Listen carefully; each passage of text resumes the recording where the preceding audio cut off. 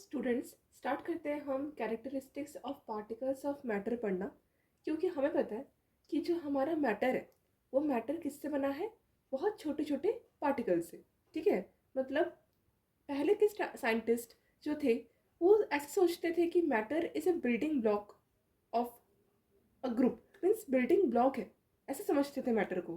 पर धीरे धीरे जब वो और रिसर्च किया उन्होंने, तो रिसर्च करते करते उन्हें ऐसा फील हुआ कि मैटर एक सिंपल ऐसे कुछ से बनने गया है। मैटर के अंदर पार्टिकल्स पाए जाते हैं और वो पार्टिकल्स बहुत छोटे छोटे होते हैं, ऐसे उन्होंने कहा। ठीक है, means matter is made up of tiny particles, ये आपको पता होना चाहिए। ठीक है, यहाँ मैं लिख देती हूँ कहीं कि matter is made up of tiny particles. Tiny means छोटा, मतलब ये आपका एक नोट है, ये आप एक जगह कहीं लिख लो नोट्स बना के कि मैटर पार्टिकल से मिलके बना है। ठीक है, ये आप लिख लो। लिख लिया, इसको मिटा देती हूँ। अब इसका कैरेक्टर्स पढ़ते हैं। फर्स्ट हमारे पास कैरेक्टर क्या है, particles of matter are very small. Particles of matter are very small, मतलब जो हमारे पास मैटर के पार्टिकल्स रहते हैं। देखो, मैंने पहले आपको मैटर के बारे में समझा दिया है। मैटर के बारे में क्या समझा हमने कि मैटर एक ऐसा सब्सटेंस होता है जो स्पेस ऑक्यूपाई करता है और जिनमें कुछ मास होते हैं, दैट इज सी मैटर। और मैटर बनता कैसे है, पार्टिकल से। ठीक है, तो उन्हीं पार्टिकल्स के बारे में हमको एक एक पॉइंट डिस्कस करना है कि वो जो पार्टिकल्स से वो मैटर बना है ना, कोई भी मैटर बना, वो जो पार्टिकल्स है उनका स्वभाव कैसा है, कैरेक्टर कैसा है। तो उन्हीं कैरेक्टर्स के बारे में हम डिस्कस करेंगे एक एक एग्जाम्पल के साथ। ओके, सो यहाँ पर फर्स्ट क्या दिया है कि जो मैटर होता है पार्टिकल से बनता है। अब वो पार्टिकल्स कैसे होते हैं, बहुत छोटे।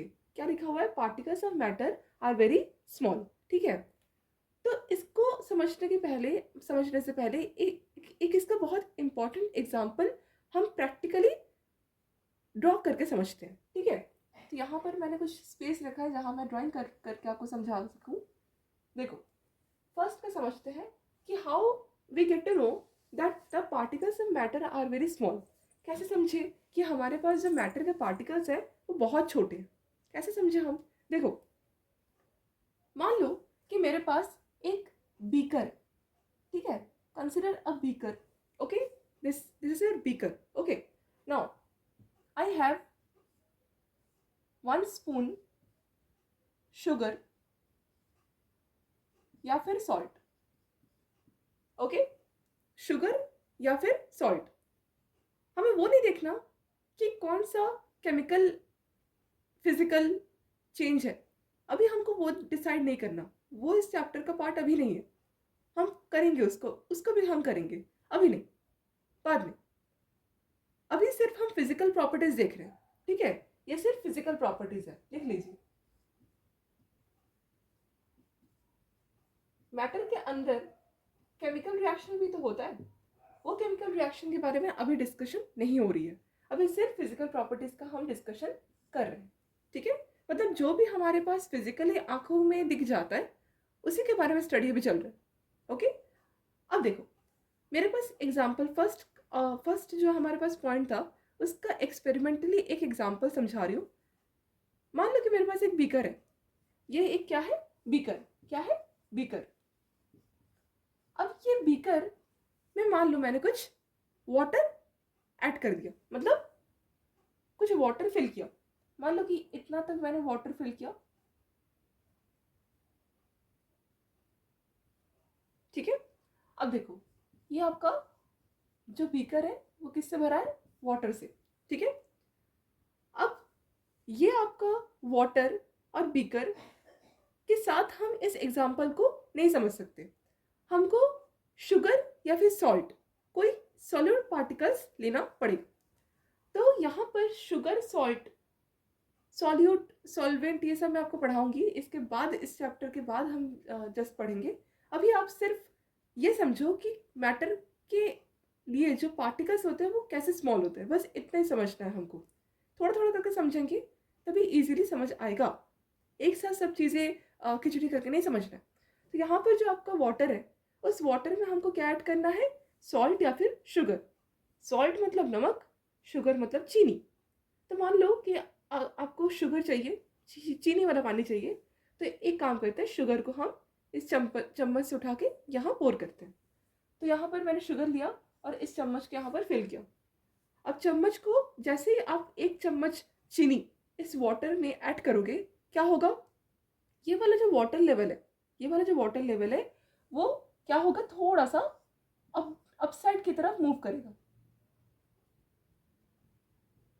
मतलब पहले आपका कुछ डिस्टेंस ऐसे था वाटर का, जैसे ही आपने चीनी बढ़ाया तो कुछ डिस्टेंस यहाँ पर और बढ़ गया एक्स्ट्रा वाटर का, मतलब वाटर का लेवल थोड़ा सा ऊपर आ गया।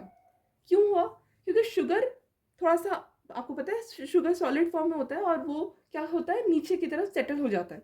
और जैसे ही आप शुगर को इस बीकर के अंदर फिल करोगे, वैसे ही इमीडिएटली वाटर का जो लेवल है वो थोड़ा सा ऊपर चला जाएगा, है ना। एक्सपेरिमेंटली आप घर में एक काम करो, एक कप लो या फिर एक ग्लास लो, है ना, उस ग्लास में वाटर फिल करो और चीनी को ऐड करो।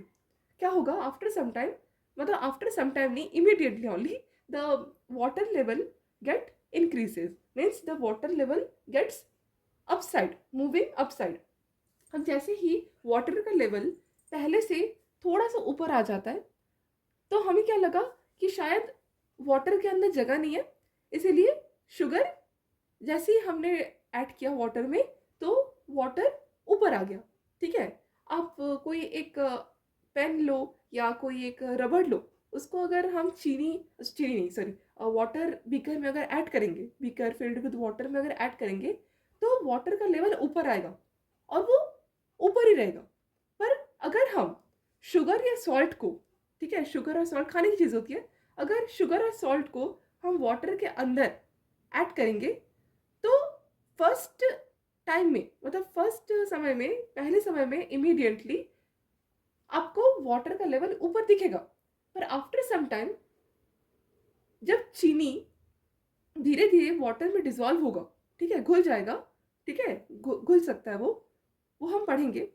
अभी के लिए समझो कि चीनी और सॉल्ट दोनों घुल सकता है और पानी में जैसे ही वो डलेगा, अचानक तो आपको लगेगा कि पानी का लेवल बहुत बढ़ गया, पर आफ्टर सम टाइम जैसे ही वो घुलेगा डिजॉल्व होगा, आप चम्मच की मदद से उसको डिजॉल्व करो या फिर कुछ देर उसको रेस्ट पे छोड़ दो, वो डिजॉल्व हो ही जाएगा वाटर में।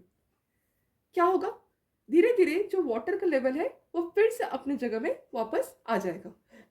ठीक है, मतलब पहले लेवल बढ़ गया था, आप एक चम्मच जैसे चीनी डाले पहला लेवल बढ़ गया था वाटर का, ठीक है, पर आफ्टर सम टाइम जब चीनी या नमक घुल गया वाटर में, तब क्या हुआ, वाटर का लेवल फिर से अपनी पोजीशन में आ गया जैसे वो फर्स्ट टाइम था, without pouring any salt or sugar that time, when the distance of the water like that, okay, after dissolving salt and sugar, the distance of the water get back to its original position।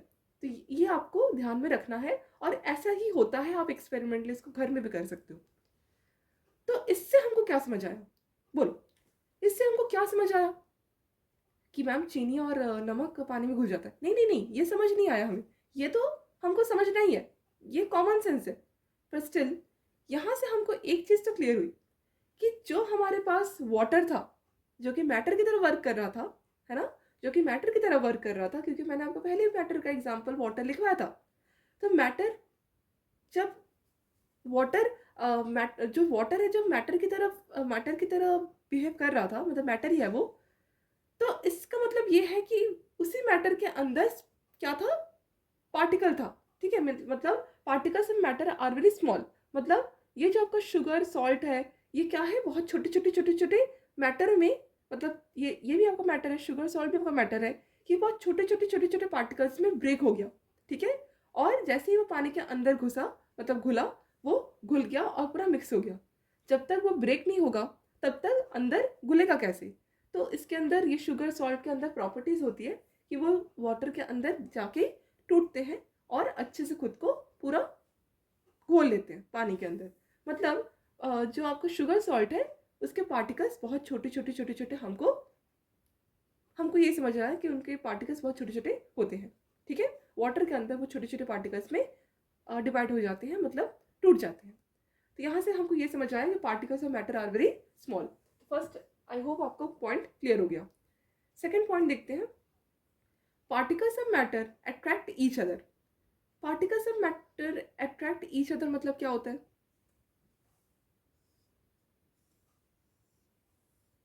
देखो, particles of matter attract each other को समझने से पहले हमारे पास 3 states of matter होते हैं, ये आपको मैं पढ़ाऊंगी। अभी के लिए समझो कि जो आपका मैटर है, ठीक है, पार्टिकल्स ऑफ मैटर है, वो एक दूसरे को अट्रैक्ट करते हैं।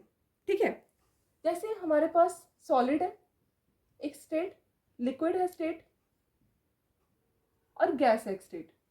अभी के लिए समझ लो, ऐसे 3 स्टेट होते हैं मैटर के। ठीक है, अब ये 3 स्टेट ऑफ मैटर को हम कैसे समझेंगे कि ये तीनों स्टेट में अट्रैक्शन कैसे होती है। ठीक है, मतलब हमको ये समझना पड़ेगा ना कि अट्रैक्शन कैसे हो रही है।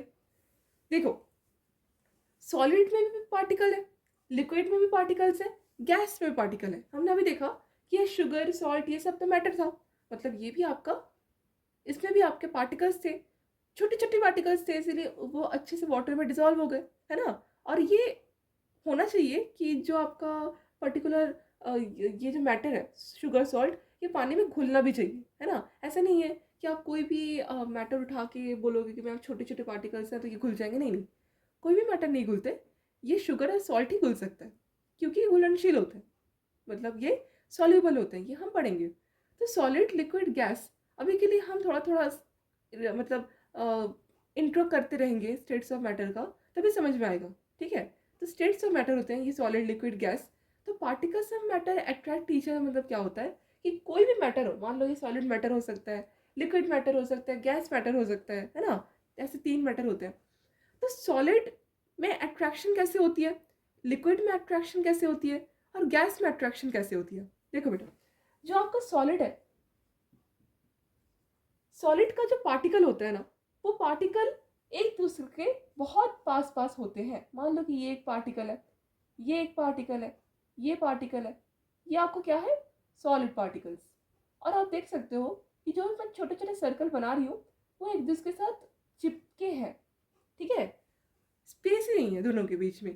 तो यहाँ पर ज़्यादा स्पेस नहीं, स्पेस होता है, ज़्यादा स्पेस नहीं है। तो आपको ये जो पूरा पार्टिकल है सॉलिड में, ये बहुत कम है। मतलब particles of matter attract each other. Solid में अट्रैक्शन बहुत ज़्यादा होती है, मतलब जो आपका अट्रैक्शन है वो बहुत ज़्यादा है। ठीक है, वही लिक्विड में कितना है, लिक्विड में सॉलिड के मुकाबले कम अट्रैक्शन होता है। देखो, क्या करना है, इसका गोला, इसका गोला थोड़ा सा दूर दूर कर दो, है ना। ये हो गया आपका लिक्विड। और गैस का लिक्विड से कम होता है अट्रैक्शन, मतलब कुछ आपको ऐसे दिखेगा, एक इधर, एक इधर, एक इधर, एक इधर, बहुत स्पेस है। मतलब गैस से ज़्यादा लिक्विड का अट्रैक्शन, लिक्विड से ज़्यादा सॉलिड का अट्रैक्शन होता है। ठीक है, इसको बोलते हैं इंटरमोलिकुलर फोर्स ऑफ अट्रैक्शन। ठीक है, सिर्फ अट्रैक्शन नहीं, इंटरमोलिकुलर फोर्स ऑफ अट्रैक्शन बोलते हैं। और अच्छे से पढ़ेंगे इसको जब हम पूरा समझ जाएंगे। अभी आपको ये समझ में आया कि सॉलिड में सबसे ज़्यादा अट्रैक्शन होता है। क्यों? क्योंकि पार्टिकल्स जो होते हैं वो बहुत अच्छे से चिपके रहते हैं। जैसे ये जो आपका मार्कर है ना, ये मार्कर का जो पार्टिकल है, अंदर पार्टिकल है जो हमको दिख नहीं रहा है, पर हाँ, अगर हम माइक्रोस्कोप से देखेंगे ना तो इसके अंदर आपको पार्टिकल्स वगैरह दिखेंगे। ठीक है, मतलब माइक्रोस्कोप से भी नहीं, मतलब अगर हम एज्यूम करें कि ये जो आपका पर्टिकुलर मार्कर है वो कैसे बना, वो एक्चुअल में छोटे छोटे छोटे छोटे पार्टिकल से बना है। ठीक है, तो अभी आप समझो कि ये एक सॉलिड सॉलिड मैटर है, और इसका जो पार्टिकल है वो बहुत एक दूसरे के साथ चिपके हैं, तभी जाके ये आपका सॉलिड फॉर्म हुआ है। उसके बाद लिक्विड, पानी, पानी भी आपका क्या है, मैटर है। और पानी क्या होता है, फ्लो करता है। मतलब पानी में आप देखोगे वो बहुत जल्दी ऐसे हिलता रहता है, तो समझ लो कि उसमें स्पेस ज़्यादा नहीं है, ठीक है। उसको आप छुओगे भी तो आपके हाथों से बह के निकल जाएगा। तो यहाँ से हमको वो समझ में भी आ रहा है कि लिक्विड का attraction means force of attraction of liquid is less than solid. वही लिक्विड से भी कम होता है गैस का। गैस से उड़ जाता है। सोचो गैस का कितना अट्रैक्शन कम होता है कि गैस कभी एक जगह पे रह ही नहीं पाता। ये मार्कर को हम पकड़ सकते हैं, ठीक है, एक जगह पे वो है, देखो, ठीक है।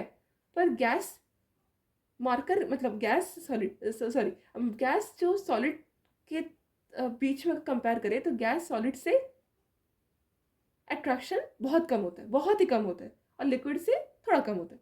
तो यहाँ पर हमको ये समझ में आ गया कि सॉलिड का अट्रैक्शन सबसे ज़्यादा होता है, फिर लिक्विड का, फिर गैस का। आया समझ? तो आपको ऐसे ग्रेटर साइन लगा करके लिख के आना है एग्जाम में। आई होप आपको यहाँ तक समझ में आया हो।